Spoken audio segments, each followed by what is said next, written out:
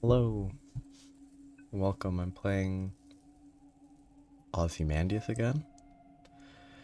I was debating Egyptians or Aztecs on the world map, which is pretty cool.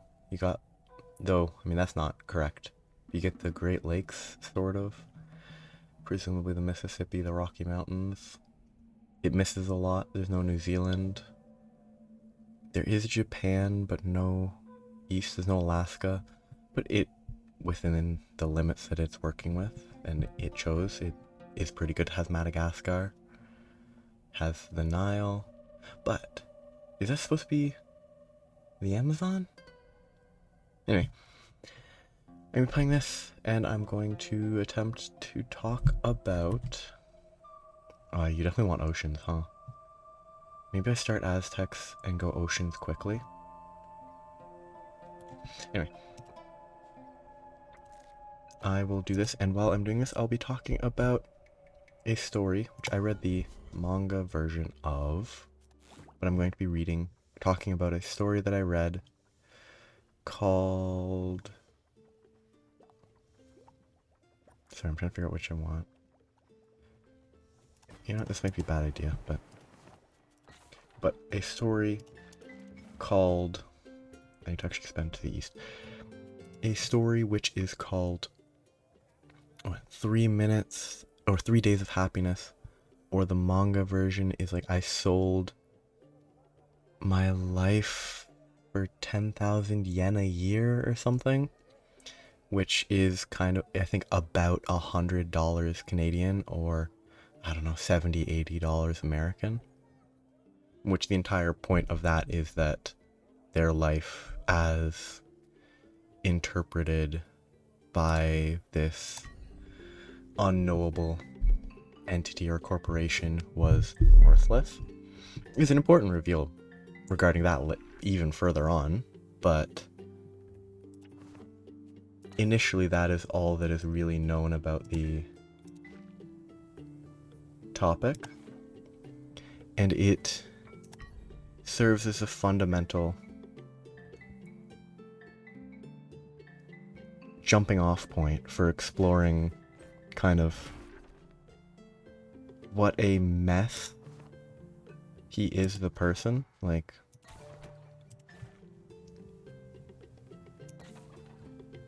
wait, do I have like no food tax? I don't have an ocean food tax. That changes a lot. Okay, I should probably just restart. Because if I don't have ocean food tax, then I don't get any income from the oceans that I'm expanding to. And I have to have a ton of science to get any ocean food tax.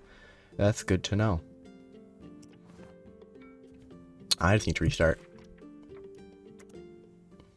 I didn't pay attention to the fact that... Because every other time it's like, oh, you have the text to gain food, but no, you can't you can't expand to the ocean right away.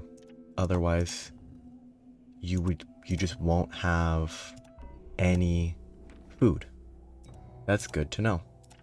I just need to pay attention properly. So this time I will expand into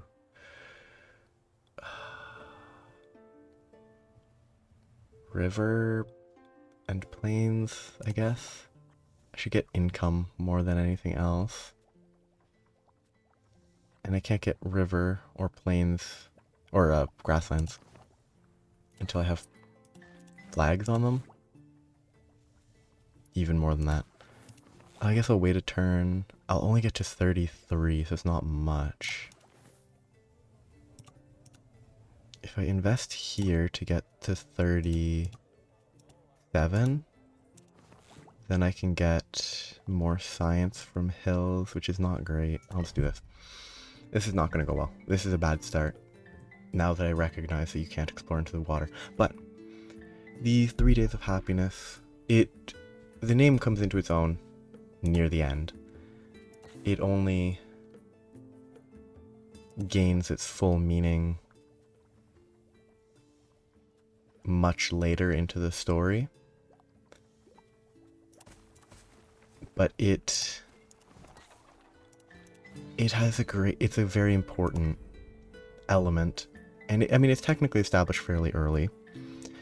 But I guess I'll start with the premise and what makes it what makes it exist, really. But the basic premise of the story is the main character is... I can't expand. I am not gonna do well at all. I think I just can't do this map because I don't know what I'm supposed to do. Because I don't have enough food income to keep expanding as quickly as I do in every other map.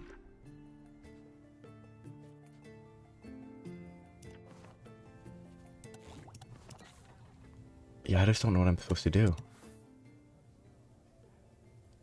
I genuinely don't know what I'm supposed to do. I've decided that since I don't know what to do, I'll try the Egyptians, because they're actually easy, apparently. And if I start with the easy one, it will go more smoothly. Hopefully. But I'm too focused on this game, which is not what the intention. My intention is to talk about... Nope. My intention is to talk about this story and what's appealing about it. But yeah, that premise is a key component of the story that is being told.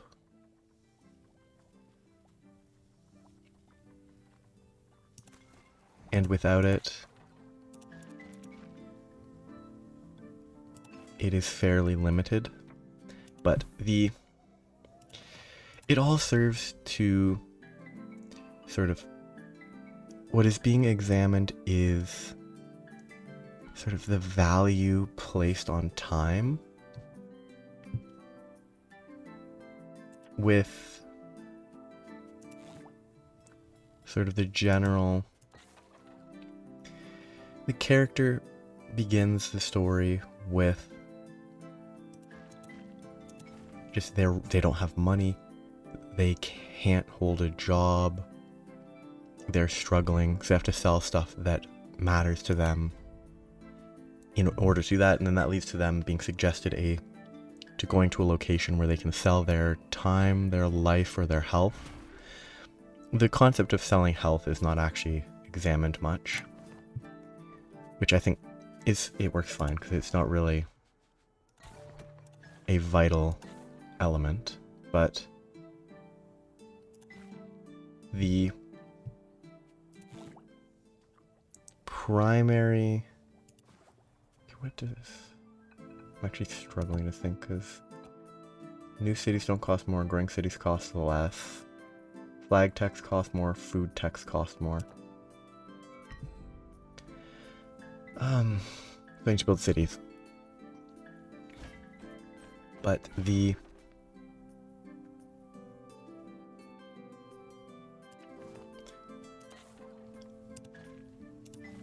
central premise is that, and then he sells... Okay, I'm bad at talking about this type of stuff, huh? Which is kind of the intention, to improve, but the biggest thing about the story is that the character, I don't know, kind of hates himself to a certain extent. Like, they introduced that they were very cocky or confident when they were young. They thought they were better than everyone, but they were actually, like, not. They recognized it eventually that they were just another guy, kind of, and they eventually, like, stumbled, they collapsed and didn't go well. But then the story gradually goes from him being sort of pitiful to eventually sort of having a deeper dive into how he got to where he was, why his sort of self-hatred is so negative for him. The extent to which he clearly,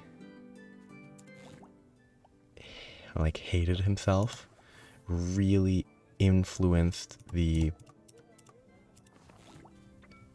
ongoing story.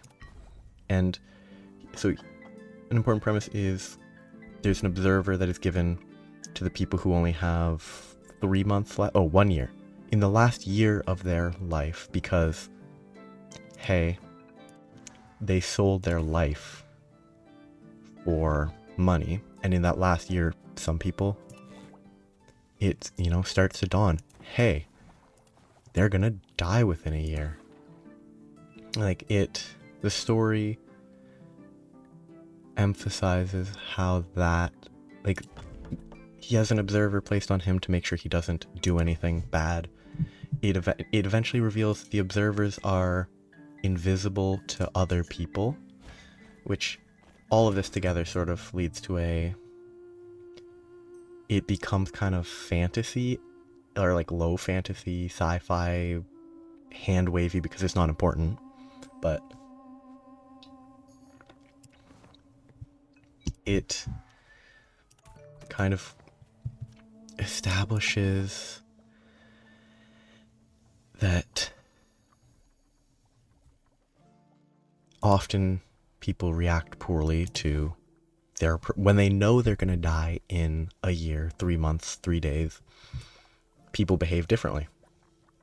And that's an important part, because the main character reacts in not a surprising way, because they gave up on life, because I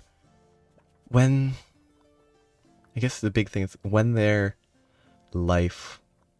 future life's value was quantified, and it was $100 a year equivalent, it became clear to them that they just weren't doing great. God, this map is crazy. Most other ones by this point I actually have income, but I'm not getting much income.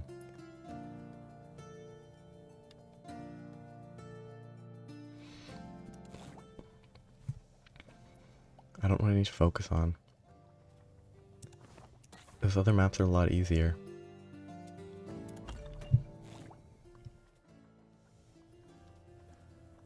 Yeah, I have 10 food income. Normally I have like 40 by now.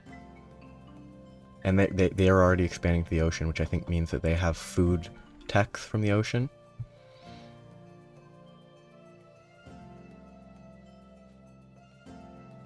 I mean, that's not happening. I'm struggling to get any progress. If I could get food techs, then I could expand into the sea more readily. Because my food income is absolutely awful, because I need 187 to get income from all of the desert land that I have. I guess I need, like, forest food income. But I already have some of that.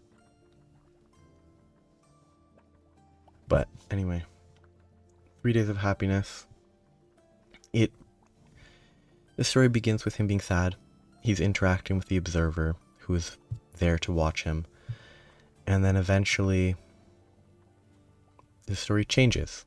He sort of hits a breaking point. He realizes, hey, it's my own fault, sort of, it's his own fault that he's in the state that he is in. And I think kind of he realizes the past is the past.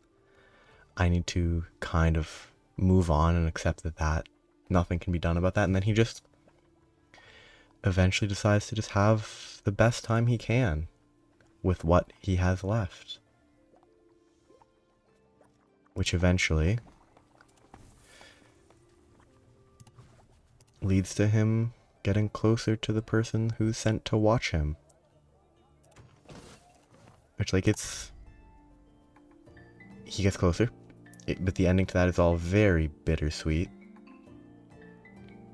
Like, the very ending is, I would say, kind of sad. It's not hopeful, because the ending is not, it's not leaving much room for doubt as to what happens moving further forwards in the story. That's all I can say about that, but it seems clear that at the very end, at least, the characters are happy, they're content. And that's, you know, it's reasonably happy that, hey, sure, life is terrible and they're not doing great, but at least we've enjoyed they enjoyed what they could, and they'll enjoy what they have left. And I'm terrible at speaking about this type of stuff because I'm not thinking. I need to think ahead if I want to formulate proper sentences. But like an important,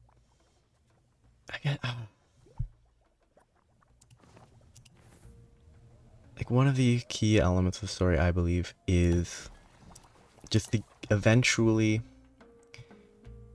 the character decides that, well, the character decides that, hey, just do what makes you happy. Enjoy the time that he has, and do with it what he can. Which eventually leads to him, you know,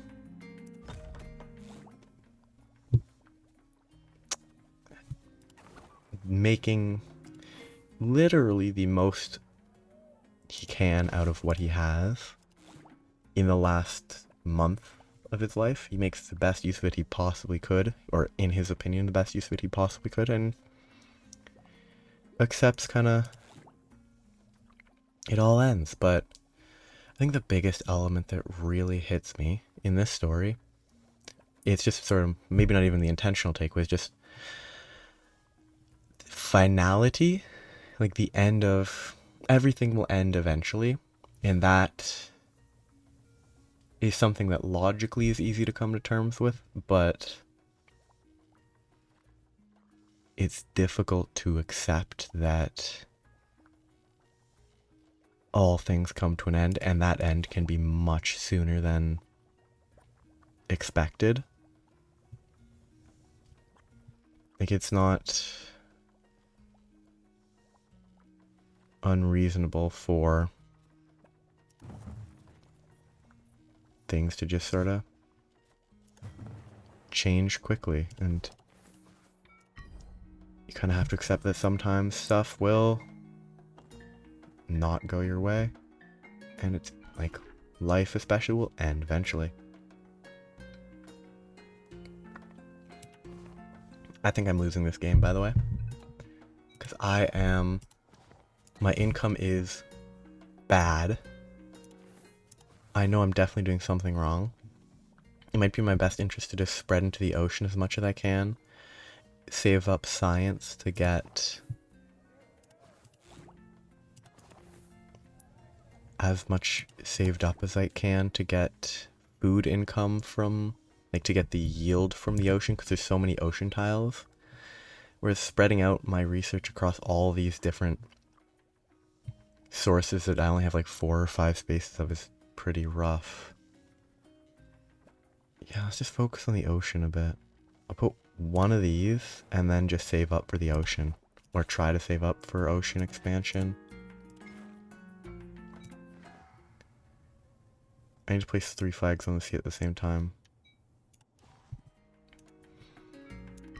But yeah, the hardest hitting element of the story for me is how it all just ends.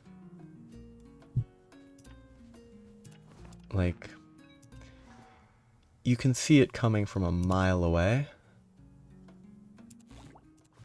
I need 125. I don't think that's enough. 1, 2, 3, 4 is not enough. But that is enough. If I can get that, and then just focus on expanding into the ocean, I can get more food. If I expand into the ocean with this, I should be able to get food income better, because there's so many food tiles. It's not going to go well. I don't know if this is even slightly the correct way to play this.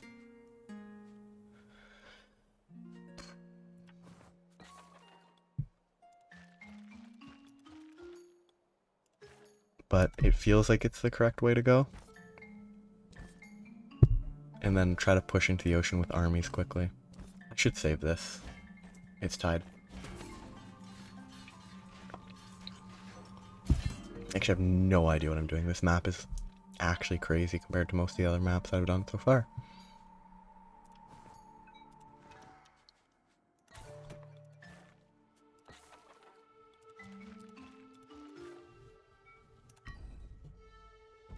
But the story, it gets a good, nice, like, I think it captures sort of a mix of futility and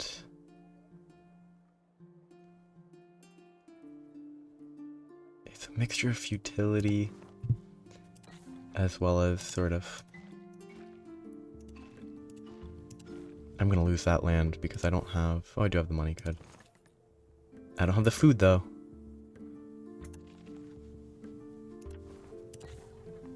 What? Okay, I'm not paying attention to the numbers. I'm still losing it because I don't have desert power.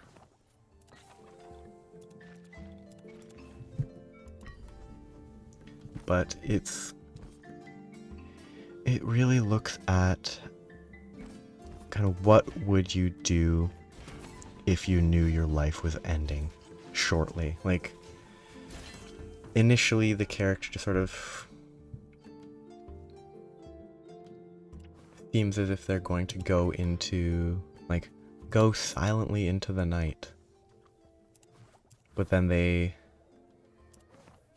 decide they're not going to just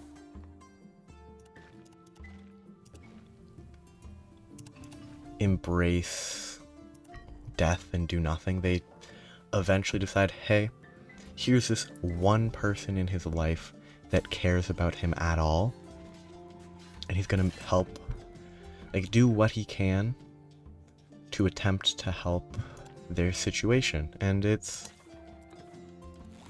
think it's a kind of positive message that even with limited time, you can still, you know, give someone a hand. You don't need to always be the best to do something to help someone. Sometimes you just need to try and do what you can. And it's a pretty, I just think it's a very nice story that is told, because it begins with a character who has, I mean, basically given up. They've abandoned pretty much all hope of their life, not just getting better, but their life, like, going anywhere at all. And they just decide to, in an odd way, they just do whatever they can to, they basically give up initially. Like, they're willing to give up 30 years of life for what would be 30 years of life to live 3 months with what would be $1,000 each month. Like, that's how little those 30 years were worth. That even when they sold it, it was a measly, like, $300 equivalent. Like, the character had given up entirely, and eventually, by the end, they found some solace. They found a certain degree of hope, or, like, hope isn't even the right word. It feels like it should be it should be something more than hope, but like they eventually found something to care about. And I mean that, even to the very end, it's, even when their life is about to be over, it's like, you know, having found something that they care about, they're now gonna just, for what's left of their life, they're gonna be happy.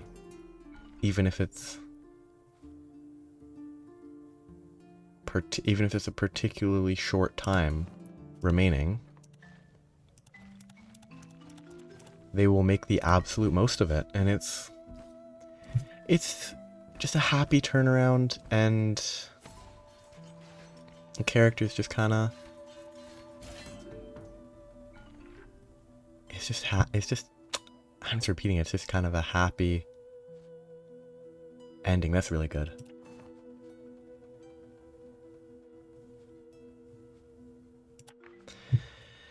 Like, the ending's just such a big turn from what it was initially,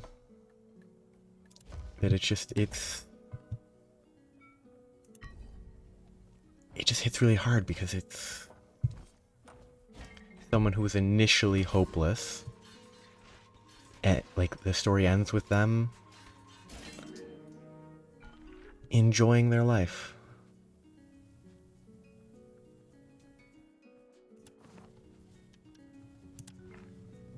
And you wouldn't have seen it coming from where the story began.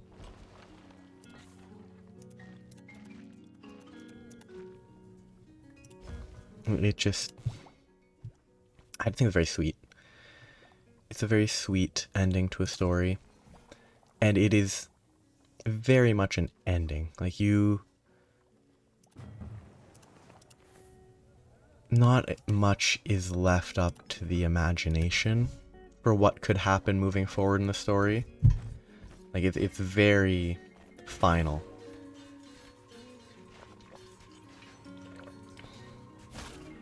I mean, he's definitely gonna go defend.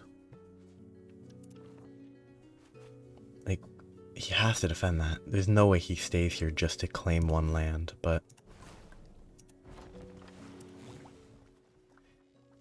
the most, I should save up for this, get the money increase.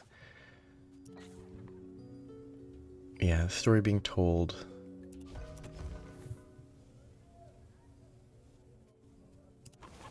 I should reduce power waste. I'm being inefficient. I need to reduce power waste.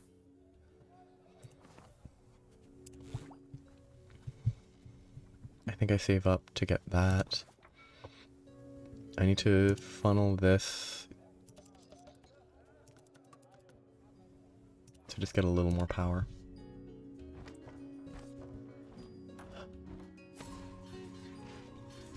Yeah, the story told was sweet.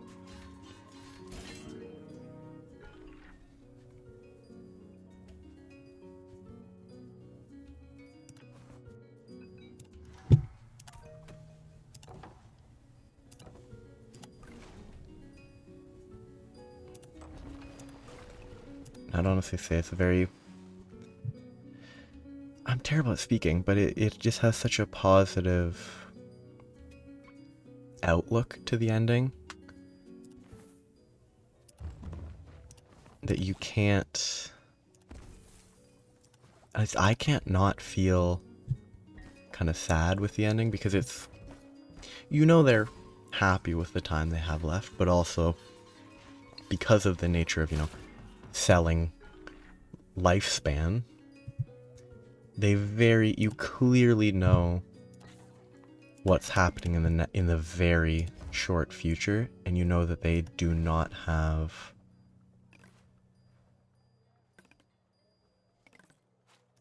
much to look forward to, but you know they're going to enjoy what they have left, and it's just happy. It's just a very happy story at the very, very end. It's not happy throughout it. Like, it's... Characters are sad. There's even even an element where a character was planning to commit suicide right in front of the main character to get back at them for not, like, helping them when they were desperate, which the main character didn't do a good job of picking up on the desperation, but it's still a pretty twisted thing to even consider.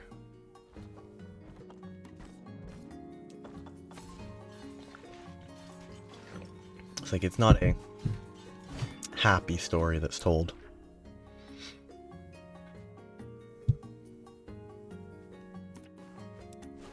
And overall, the only thing happy about it would be the ending. Because other than that, it's a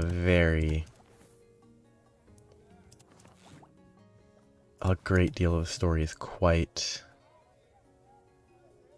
sad.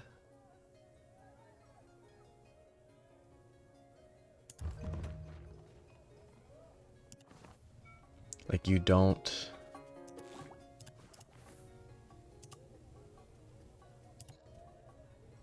see it going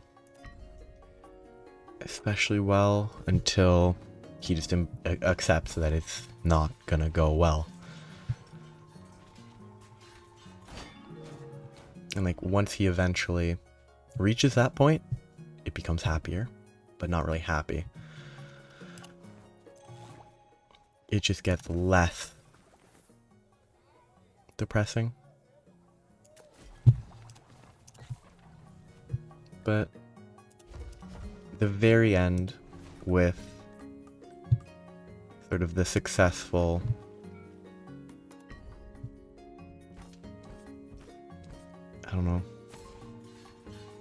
reveal of how he has changed over this time is interesting. I think,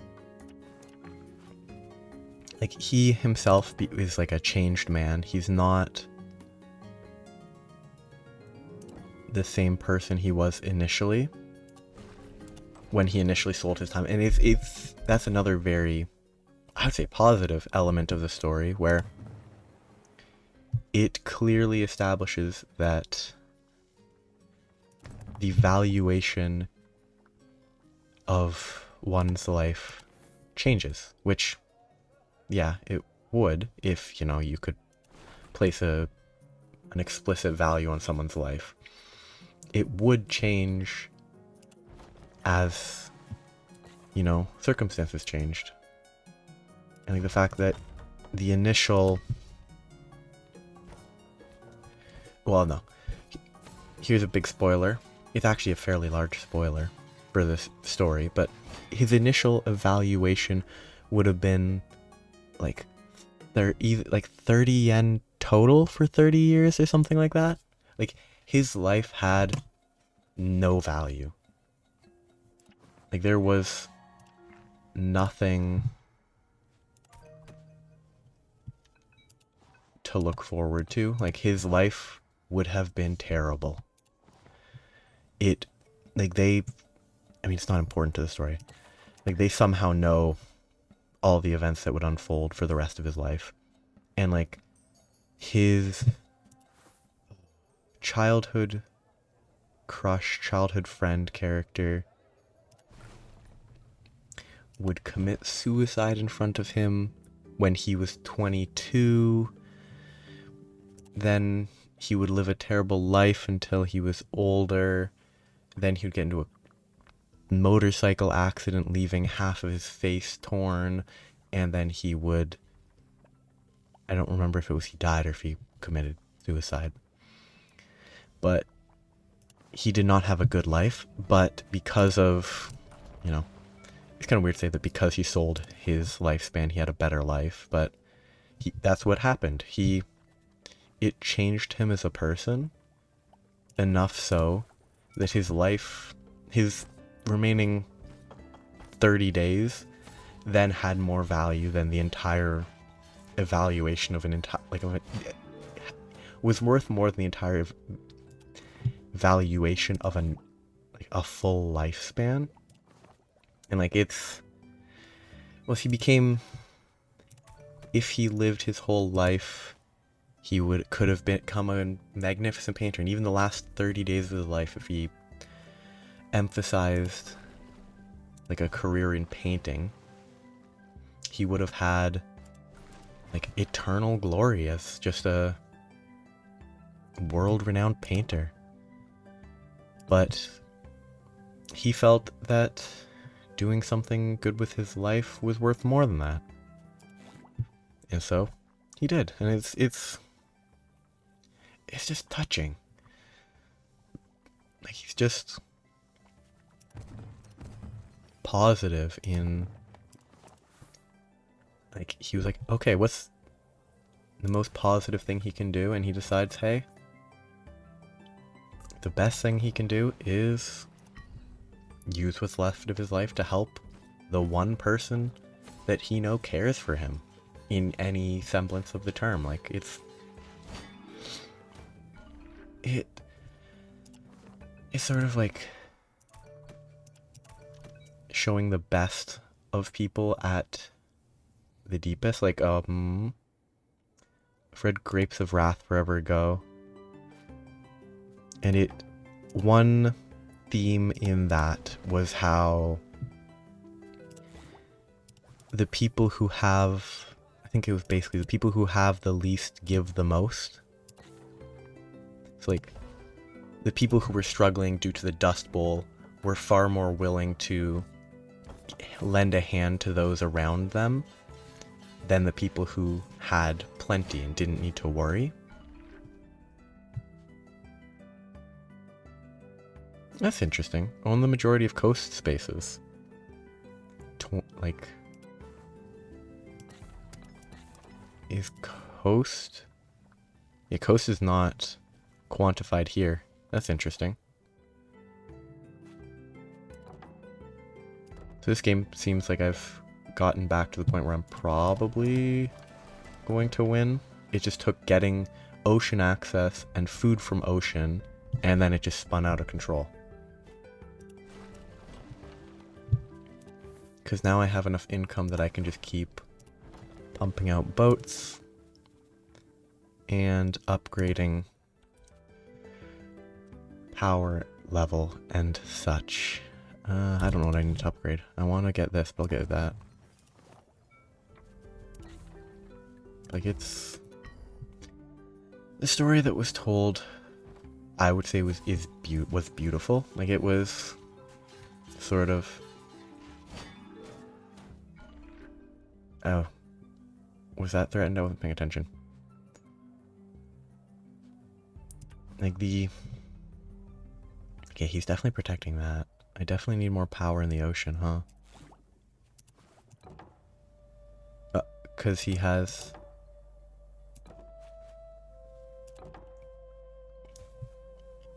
Why? Oh, what? Okay, no, that makes sense. His units give 8, mine give 11. And I have better ocean tech, but his 2 are worth a lot more. Because there's 2 of them. I guess I can just go right here and that should be enough. Yeah, that's plenty. Because I'm going to have enough there. I'm not going to threaten anything effectively. Which actually means I should put this guy here because that will still be protected. And I'll still threaten there. But this will be protected because I don't... Ooh, can he move there? He could move there and then I'll lose this probably, but he's going to have to protect that and he doesn't have any other defensive stuff. Oh, this guy should have moved forever ago. Inefficient. But yeah, it's such a good story. I would say it's in the same general... Style is not the right word. But it's in the same general category of story as I Want to Eat Your Pancreas, which is another one of these novels that I've read like translations of, and honestly it's probably worse in my opinion, slightly, than I Want to Eat Your Pancreas. Only because, well, this is just going by memory. I haven't read that in several years. Like, I think my impression of I Want to Eat Your Pancreas was better. I think it's mostly because, to me, it's the name and the eventual sort of callback from the name just hit harder. Like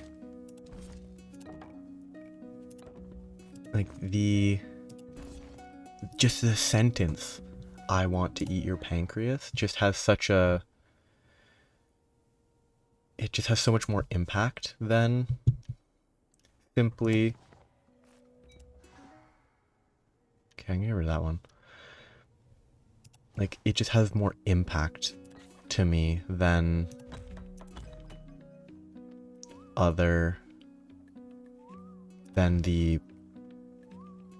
than anything else within this 3 Days of Happiness. It's a great name.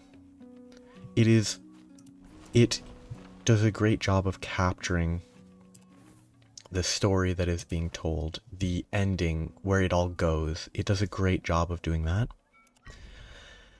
But I don't think it does enough to sort of, I don't know, capture the imagination. Like the title doesn't, it's not draw the eye is not quite what I mean, but like I mean, just having the title I Want to Eat Your Pancreas is so memorable that it's hard to forget. Like, that's basically it. Like, it's just very, I'm gonna win next turn. Good. I'll keep going for a tiny bit after, but like, it's such a,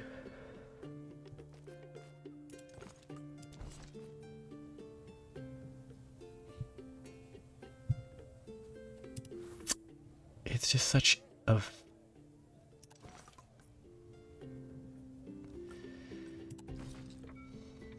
I don't even know what the word I'm trying to think is. It's such a catchy headline. Like, it's just such a strong headline name that it really, I guess, captures the imagination might be the right word. Like, it just appeals so much to me, the name. And it's not the name alone that makes it so that I personally prefer it from memory. If I reread it now, maybe I would dislike it, relatively speaking.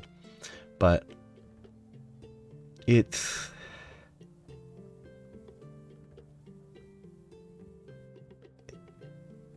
just short and sweet. Like, 3 Days of Happiness just seems straightforward. I Want to Eat Your Pancreas is mysterious. You wonder why it's called that. You learn why it's called that, and then it crushes you. Whereas 3 Days of Happiness is like, okay, I get why it's called that while reading the story, but then there's no depth. And the manga name of, like, I sold my life for 30,000 yen a year, it's a little too wordy. And so I think those elements are kind of why, by my memory, it's the preferable story, but I'm bad at speaking. And today was really encapsulated that. But anyway, I'm done with that for today. Bye-bye.